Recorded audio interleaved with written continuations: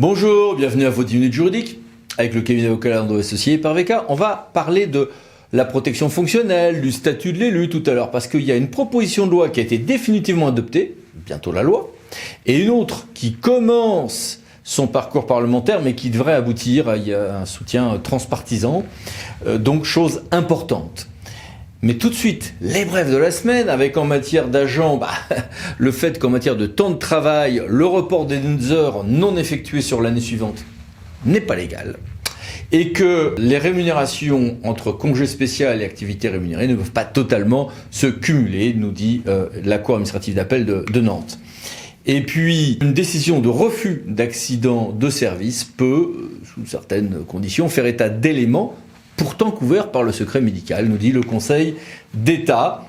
Et le passage en CDI à compter de 6 ans en fonction publique territoriale est encore un petit peu moins automatique qu'on ne le pensait. Conseil d'État, 26 février 2024. Passons au contrat maintenant. Alors, le contrôle de la taxe sur la publicité extérieure ne peut pas être donné à une société privée. Non, pas de marché public là-dessus. Et on a un nouveau décret sur les obligations d'acquisition des biens issus de l'économie circulaire pour les acheteurs publics, du 21 février. Et puis une jurisprudence intéressante sur le régime essentiellement contentieux des appels à manifestation d'intérêt et appels à projet, CA de Marseille. Alors passons à l'environnement maintenant. Un nouvel appel à projet de l'ADEME sur la qualité de l'air et le nouveau plan loup publié par le ministère de l'écologie, la transition écologique et environnement toujours. Alors, congé des dépôts sauvages de déchets. Des gens peuvent être condamnés, une procédure pénale ou une procédure administrative existe pour la résorption de ces déchets. Oui, mais comment on va faire pour vérifier si les gens ont bien résorbé ces déchets quand c'est sur leur propre propriété ? Il y a une procédure qui permet de saisir un juge pour aller vérifier ça. Est-ce que ce juge, le JLD, peut désigner le maire pour aller faire ceci ? Réponse oui, nous dit la Cour de cassation. Autre contentieux, mais administratif cette fois-ci, il y a des régimes de visio-audience ou télé-audience qui existent. Il y a un régime par exemple pour l'outre-mer. Et puis il y a un régime particulier qui permet au juge de faire intervenir en visio un témoin, un expert. C'était contesté par un syndicat de magistrats administratifs. Ce régime a bien été validé par le Conseil d'État, 27 février 2024. Et toujours à distance, la visio-plainte, par un système de visio, est instituée pour un grand nombre d'infractions. Décret du 23 février 2024. Et puis voilà, vous êtes agent public, vous rédigez régulièrement, ça peut être un mail comme des documents juridiques, la DITP lance une grande consultation jusqu'au 23 mars, et puis les mini-brèves, que voici, et que voilà. Passons à notre grand dossier, protection fonctionnelle, statut de l'élu, que retenir des 2 textes à venir ?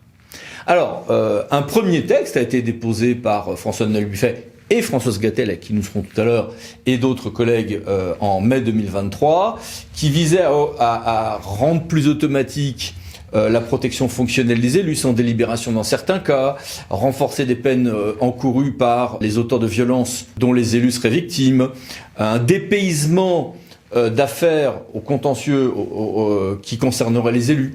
Ça existait autrefois, puis ça avait été annulé. Bon, voilà, on l'a rétabli. Ça s'appelait le privilège de juridiction à l'époque. Et puis, il y a eu tout un débat sur le point de savoir si on devait avoir un délai de prescription spécifique pour certaines injures ou diffamations touchant les élus. Les parlementaires qui le souhaitaient ont rebroussé chemin, mais ça reviendra sous une autre forme, plus acceptable, je pense, dans un futur texte a priori. Et puis, toute une série de choses. Alors, au jour où j'enregistre cette vidéo, je n'ai pas encore le texte définitif. Donc, je vous ai affiché ici plein de choses, mais qui sont sur les versions que j'avais et qui ne sont pas la toute version définitive, mais normalement, c'est à peu près ça.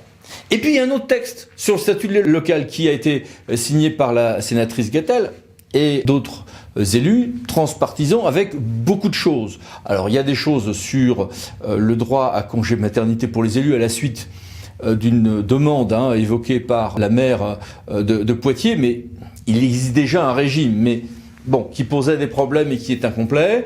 Et puis surtout, beaucoup d'autres choses, la valorisation des acquis de l'expérience. Un grand nombre de protections sont envisagées. Plutôt que de vous résumer tout ceci, j'ai préféré carrément demander à la primo-signataire de ce second texte et co-signataire de l'autre ce qu'il y avait à en dire. Madame la sénatrice Gatel, merci d'être avec nous. Bonjour maître. Eh ben, première question, madame la sénatrice. Abordons le premier texte, celui sur la sécurité des élus locaux et la protection des maires. Quelles sont vos réflexions, vos joies sur la future naissance de ce bébé qui est le vôtre, peut-être aussi vos regrets à ce sujet?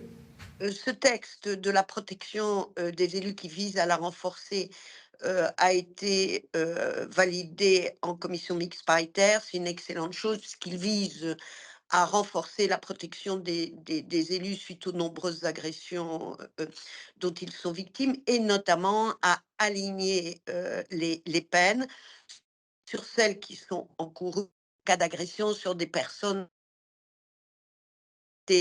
publique. Donc ça, c'est une excellente chose. Il y a aussi l'aggravation de certaines peines. Ensuite, il y a la délocalisation de la gestion des affaires en cas de procès impliquant un élu local. Et ça, c'est très important parce qu'on a vu des situations difficiles. Donc, je trouve que c'est un très bon texte qui ne met pas l'élu au-dessus des lois, mais qui le couvre dans l'exercice de ses mandats, parce que nous savons aujourd'hui combien les élus sont victimes d'agressions. Alors, il y a un point qui nous pose une petite difficulté, où là, on a eu un désaccord entre le Sénat et l'Assemblée. Nous avions au Sénat, de manière unanime, avec le soutien du gouvernement, voté une disposition qui rallongeait le délai de prescription pour les injures sur les réseaux sociaux, parce qu'il faut parfois un petit peu de temps. Et nous avions été extrêmement neutres, je dirais, puisque notre disposition visait l'ensemble des personnes qui pouvaient être concernées par ce type de diffamation.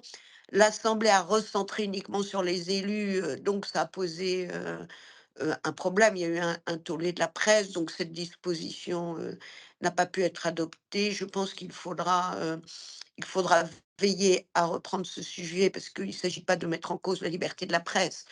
Mais quand vous n'avez que 3 mois pour porter plainte en cas de diffamation sur les réseaux sociaux, c'est franchement très court. Donc nous sommes plutôt heureux que ce texte du Sénat, qui était porté notamment par le président de la commission des lois, soit adopté. Je pense que le renforcement de la protection des élus atteste du respect de la République pour ses élus et peut contribuer à atténuer le découragement très fort qui existe aujourd'hui chez les élus et sans doute les candidats. Et pour l'autre texte, nous savons que vous avez déjà l'accord a priori du gouvernement, c'est public, hein, sur certains points importants. Résumez-nous, si vous le voulez bien, ce que vous proposez en peu de minutes. Effectivement, le Sénat va examiner mardi une proposition de loi sur le statut de l'élu que j'ai déposée en janvier et qui aujourd'hui est co-signée par 309 sénateurs, ce qui veut dire que nous sommes sur un texte transpartisan et un portage très fort du Sénat. Ce texte vise enfin, je veux dire, vraiment à faire survivre la démocratie, en ce sens où nous craignons qu'en 2026, le découragement soit tel qui tue l'envie pour les élus, pour des candidats de s'engager parce que c'est compliqué, parce qu'on se fait agresser, parce qu'on n'a pas de capacité à agir. Donc nous avons trois axes, et la facilitation de l'engagement des citoyens en permettant à des citoyens, quel que soit leur âge, leur catégorie socio-professionnelle et leur sexe, donc je pense aux étudiants, je pense aux femmes, mais aussi à des citoyens handicapés, de s'engager avec des conditions d'exercice faciles. Nous souhaitons que, effectivement, un élu qui se trouve en congé maladie, en congé maternité, puisque le sujet a été très médiatisé, ou en congé d'adoption, ne perde pas de niveau d'indemnité. Donc, nous proposerons une compensation différentielle quand il y a un congé maladie ou maternité entre les indemnités journalières et l'indemnité initiale, pour qu'il y ait une cohérence, une constance, une continuité de revenus, comme cela se fait dans le privé. Nous allons aussi proposer des dispositions sur la responsabilité pénale des élus, notamment d'intérêt public et intérêt public. Et le dernier volet, qui est sans doute le plus novateur, c'est celui de la fin du mandat. Quand les élus, arrêtent leur mandat, soit de manière volontaire ou à l'insu de leur plein gré, si je puis dire, pour garder un peu d'humour. Quand, ces anciens élus, ont travaillé ou avaient un emploi dans le secteur privé, ils se retrouvent absolument sans parachute, avec un atterrissage brutal, dans leur vie professionnelle. Donc nous voulons valider les acquis de l'expérience, permettre qu'il y ait une indemnité différentielle, comme les gens ont une allocation, chômage à la sortie, enfin quand il à la sortie d'un emploi, et puis qu'ils puissent avoir accès, comme tout le monde, à des concours, de la fonction publique. Donc c'est un soutien à l'engagement, une sécurité, une reconnaissance, du travail fait par les élus, aussi par une revalorisation des indemnités, d'élus, par la possibilité d'indemniser les conseillers délégués, par la systématisation des frais de déplacement. Pour faire simple, maître, ce texte dit que la République n'a pas de prix, elle a un coût, et qu'il faut que nous en parlions sans tabou, et que si, la République française n'a pas d'élus, locaux, elle est totalement paralysée et hémiplégique, si je puis dire, car l'État à lui seul ne remplira pas ses obligations en matière, d'action publique.